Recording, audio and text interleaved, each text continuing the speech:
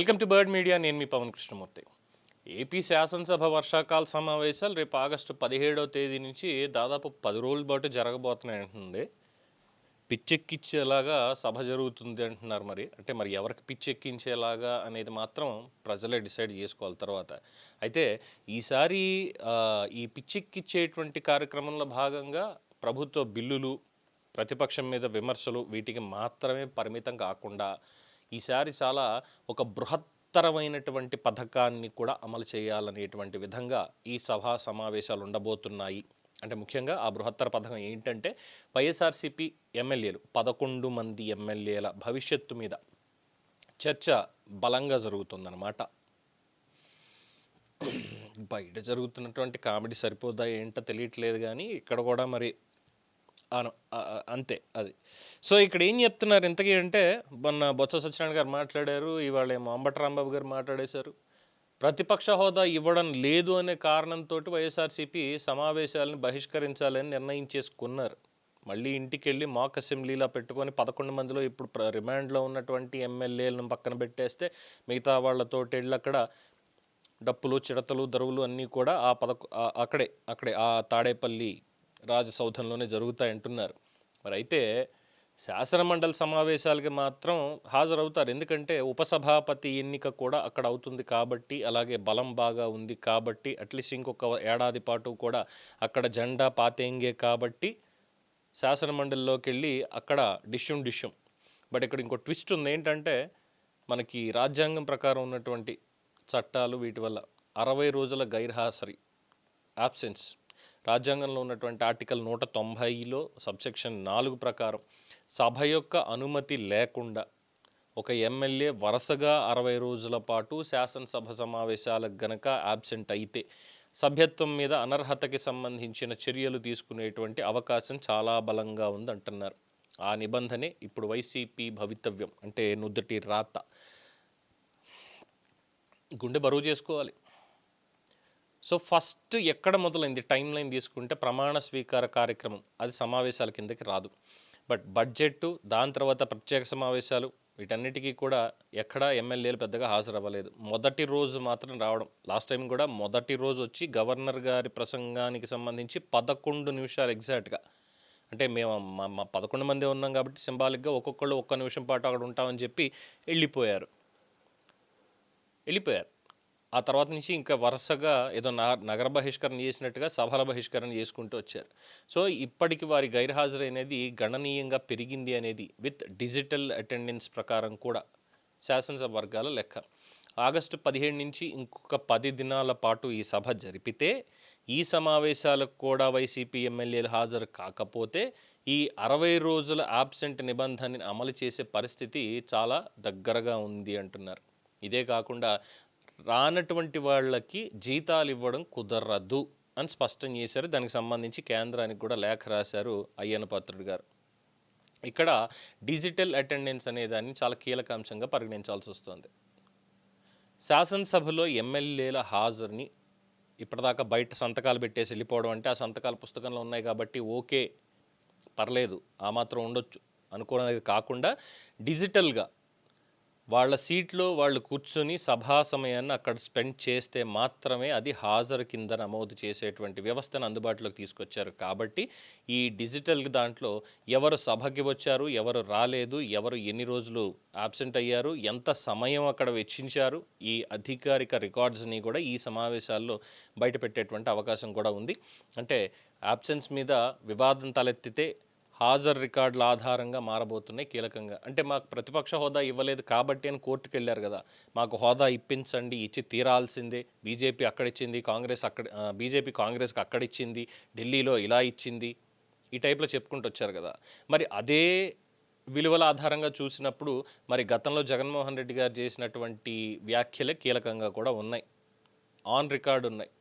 మా వాళ్ళు చాలామంది చెప్పుండారప్ప, చంద్రబాబు దగ్గర ఉన్న వాళ్ళని ఇంకో 4-5 లాగేస్తే ఉన్న ప్రతిపక్ష హోదా కూడా పోద్ది అని ఆయనే అన్నారు. మరి ఆ రకంగా కనీసం ఈయన దగ్గర లాక్కుంటే అన్న హోదా పోతుంది అనుకుంటే ఏం లేదు. అట్లీస్ట్ ఈయన ఇప్పుడు లాక్కోవాలి, ఇంకో 10 మందినో 20 మందినో టీడీపీ, జనసేన, బీజేపీ నుంచి లాక్కుంటే అప్పుడు ఈయన క్లెయిమ్ చేసుకోవచ్చు ప్రతిపక్ష హోదా.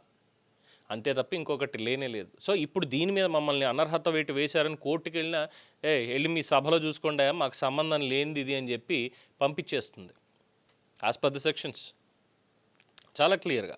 ఎందుకంటే ఒక రాజ్యాంగ వ్యవస్థ ఇంకొక రాజ్యాంగ వ్యవస్థలో అత్యవసరంగా అందులో ఉంది విషయం, ఖచ్చితంగా దీని మీద మనం మాట్లాడవచ్చు అంటే తప్ప జోక్యం చేసుకోదు.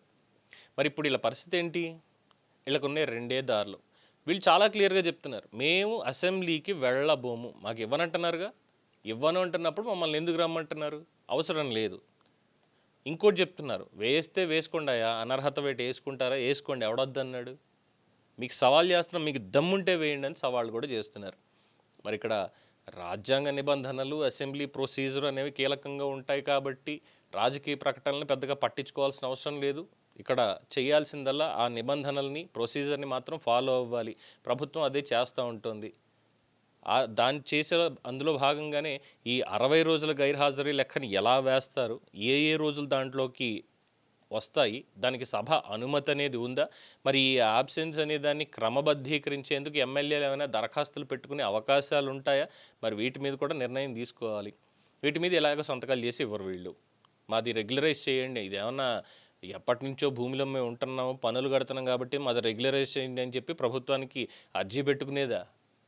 ప్రజలు ఎన్నుకుని మీరు వెళ్ళంటారా నాయన అసెంబ్లీకి వెళ్ళి కొట్లాడంటారా అంటే మేము అసెంబ్లీకి తప్ప ఎక్కడికైనా వెళ్తాం మేము అని చెప్పిన వాళ్ళు బయట తిరిగినటువంటి వీళ్ళు ఇప్పుడు వచ్చి మేము దరఖాస్తు పెట్టేసాం మాకు రెగ్యులరైజ్ చేసేయండి అంటే అయిపోద్దా? సో ఈ విషయంలో అనర్హత ఖాయం అని చెప్పడానికి ఈ 10 రోజుల సమావేశాలు చాలా కీలకంగానే మారబోతున్నాయి. దీని తర్వాతే పరిస్థితి మరి ఏ మలుపులు తీసుకుంటుంది అనేది చాలా కీలకంగా మారినటువంటి అంశం. సో ప్రజలు ఎన్నుకున్నటువంటి ఎమ్మెల్యేలు ప్రజల సమస్యల మీద చర్చ జరిగే సభకి నిరంతరం దూరంగా ఉంటే దాని రాజకీయ ప్రభావం కూడా ఉంటుంది అంటారు. కాబట్టి ఇక్కడ ప్రతిపక్ష హోదా ఇవ్వలేదన్నటువంటి కారణంతో సభని బహిష్కరించమనేది వాళ్ళ వ్యూహం అయినప్పటికీ ప్రజల సమస్యల మీద అసెంబ్లీకి వెళ్ళి మాట్లాడాల్సినటువంటి రాజకీయ బాధ్యత ఇస్తే మాకు అదేం అవసరం లేదు, మేము ప్రజలతో తిరుగుతాం, కావాలంటే ప్యాలెస్లో తిరుగుతాం అని చెప్పి అక్కడ మాక్ అసెంబ్లీలు పెట్టుకుంటున్నటువంటి వైసీపీ ఎదుర్కొంటున్నటువంటి పెద్ద ప్రశ్న ఇదే, మీకెందుకు మేము అనవసరంగా ఇచ్చాం ఎమ్మెల్యే అని. సో ఇప్పుడు ప్రభుత్వం అయితే చాలా క్లియర్గా ఉంది, అవసరమైతే 10 నుంచి 15 రోజుల పాటు వర్షాకాల సమావేశాలు నిర్వహించాలి అన్నటువంటి పాయింట్. వాళ్ళు దాని మీదే ఉన్నారు, చాలా పట్టుదలగా ఉన్నారు.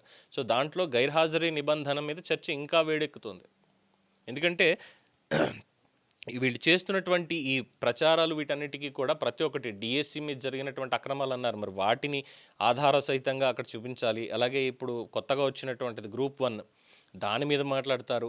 పోలవరం, అమరావతి, విశాఖపట్నం పెట్టుబడులు, వచ్చినటువంటి పరిశ్రమలు, ఇచ్చినటువంటి ఉద్యోగాలు, వీటన్నిటికి సంబంధించి డీటెయిల్స్ అన్నీ కూడా పెట్టాల్సి ఉంటుంది.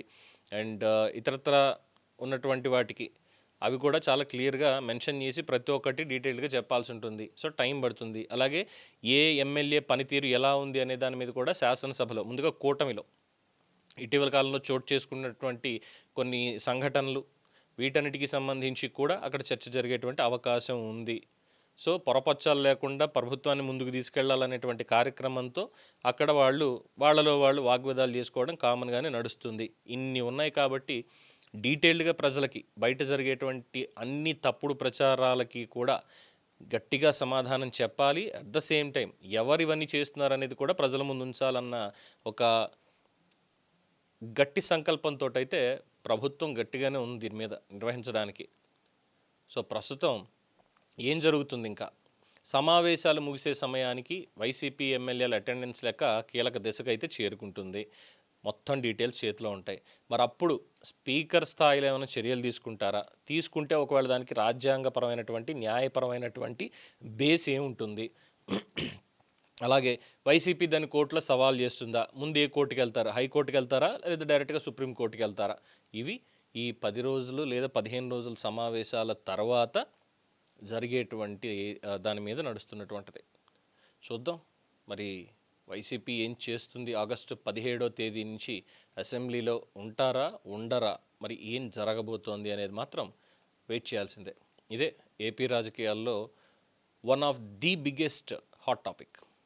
దీని మీద మీ అభిప్రాయం తెలియచేయండి. చూస్తూనే ఉండండి ది బర్డ్ మీడియా. ఈ వీడియో మీకు నచ్చినట్లయితే లైక్ చేయండి, షేర్ చేయండి, సబ్స్క్రైబ్ చేయండి. మరిన్ని అప్డేట్ల కోసం మా వాట్సాప్ ఛానల్ను ఫాలో చేయండి.